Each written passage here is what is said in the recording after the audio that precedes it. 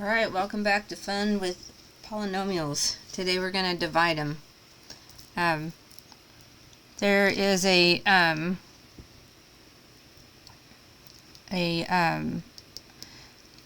want you to rethink about how you do long division. Okay, they're showing you how to do it here, but I want to do it here. So 875 divided by 25. Now you say, how many times does 25 go into 8? It doesn't. How many times does 25 go into 87? And we would say 3.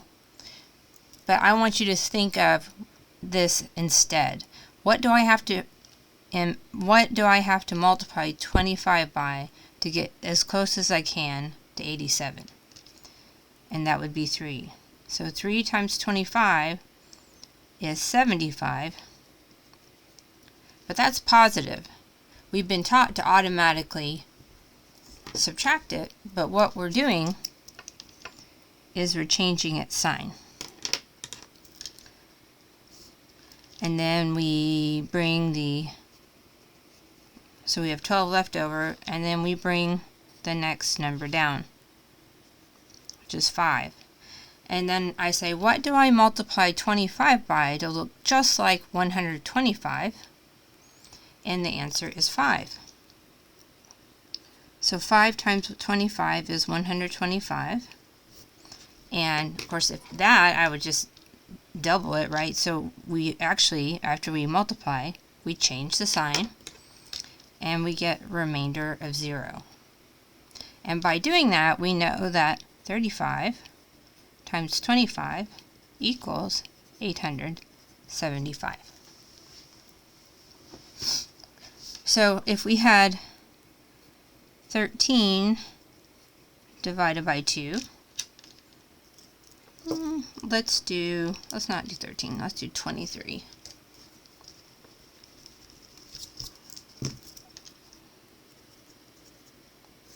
So what do I multiply 2 by to make it look exactly like 2? The answer is 1. 1 times 2 is 2. We change the sign. Gives us a 0, and we bring the next number down. I say, what do I multiply 2 by to make it look exactly like or as close to 2 as I can? And the answer is 1. 1 times 2 is 2. We change our sign, and this is our remainder. Now we've been taught just to write R1, which is okay, but we can also write this as 11 and 1 over the divisor. So 11 and 1/2. Okay, so just setting the scene for what we're going to be doing next. So you need to make sure that your polynomials are in descending order, and if you're missing a power, you need to leave a placeholder. So I have x to the 4th. Oh, let me make more room. Rewrite this polynomial as x to the 4th. I don't have an x to the 3rd, so I'm just going to add 0 times x to the 3rd, so everything lines up, minus x squared plus 5x minus 6. I'm going to divide it by x plus 2. So that same thinking as we were up here, what do I multiply x by to make it look just like x to the 4th? And the answer is x cubed. So x cubed times x is x to the 4th, and x cubed times 2 is plus 2x cubed. Now once I multiply, I change the signs on both of these, and now I get negative 2x cubed, and I bring the next one down.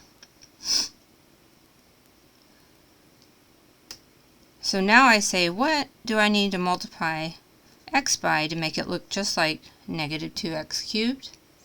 And the answer is negative 2x squared.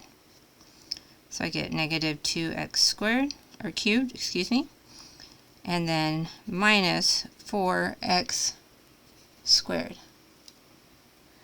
Now, after I multiply, I change the signs. These cancel out, which is what we wanted. And now I have 3x squared, and I bring the next guy down. So now, what do I multiply this by? Or this by to make it look just like this, and it is going to be a positive 3x. And I get 3x squared plus 6x. And then I change the signs. These cancel out, and I get negative x, and bring down this negative 6. So what do I multiply x by to make it look just like negative x? That would be a negative 1. And that is negative x minus 2. Change my signs, and I get negative 4. So I would write this remainder as negative 4 over x plus 2.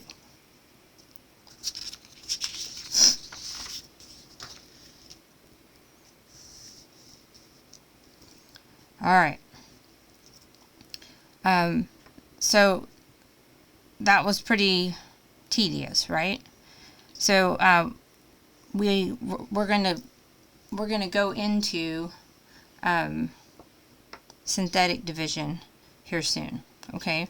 But synthetic division only works if the divisor is in the form x minus c. So we can divide polynomials by other bigger polynomials, but we have to have x minus c for it to work. Oh, I don't know what happened to my light. Sorry about that. So this division algorithm is something you already know, that a function is equal to the divisor times the quotient plus the remainder. And if it divides evenly, that means that it's a factor of the polynomial. So we are going to now divide 5x squared plus 3x minus 2 by x plus 1. And so this is 2, 1, none, so it's already in order. 5x squared plus 3x minus 2 divided by x plus 1. So what do I multiply x by to make it look like 5x squared? And the answer is 5x. 5x times x is 5x squared. And then we have to multiply this guy because he's the partner. He comes along with x. So plus 5x. Now we have to remember to change our signs. And this now becomes negative 2x. And I'm going to bring this guy down. And now what do I multiply x by to make it look like negative 2x? Well, the answer is negative 2. So negative 2 times this would be negative 2x minus 2. Change my signs, and I get a remainder of 0. So I know this is actually a way that we factor 5x squared plus 3x minus 2 is equal to 5x minus 2 times x plus 1.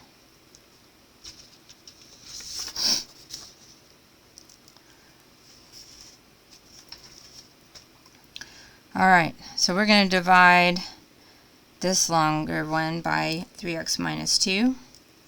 And let's make sure it's in order. 3, 2, 1, none. So we're good to go there. So 6x cubed plus 11x squared minus 31x plus 15 divided by 3x minus 2. And so 3x, to make it look like 6x cubed, I have to have a 2 and an x squared. So that gives me 6x cubed minus 4x squared. Once I multiply, I have to change my signs. And that gives me 15x squared, bring the next guy down, minus 31x. So what do I multiply 3x by to make it look exactly like 15x? The answer is a positive 5x. And that gives me 15x squared minus 10x. But I have to change my signs. And I'm purposely doing this in color so that I know that I remembered to change it. And so now this gives me negative 21x plus 15. And so that, to make that look like that, I need to multiply by negative 7.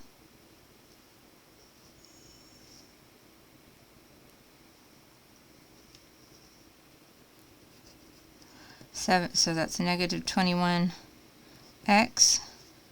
plus 14.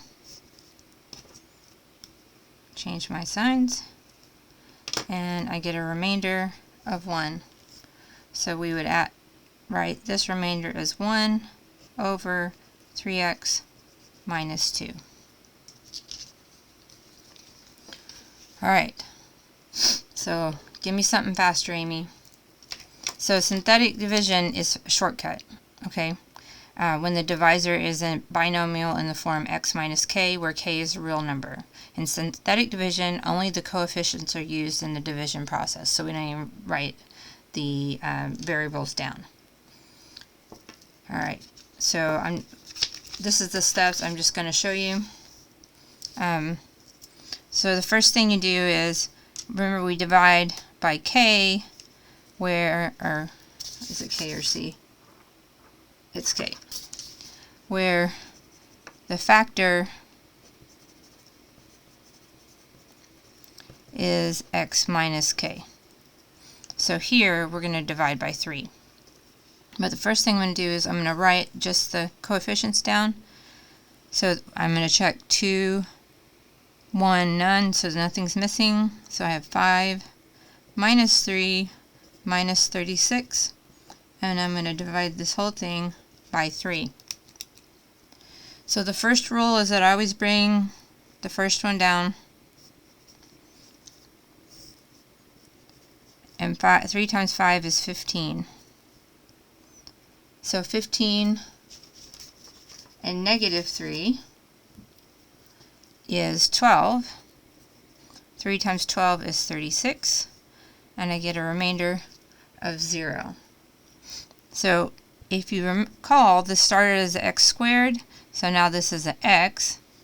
And I can now say that x minus 3 times 5x plus 12 is equal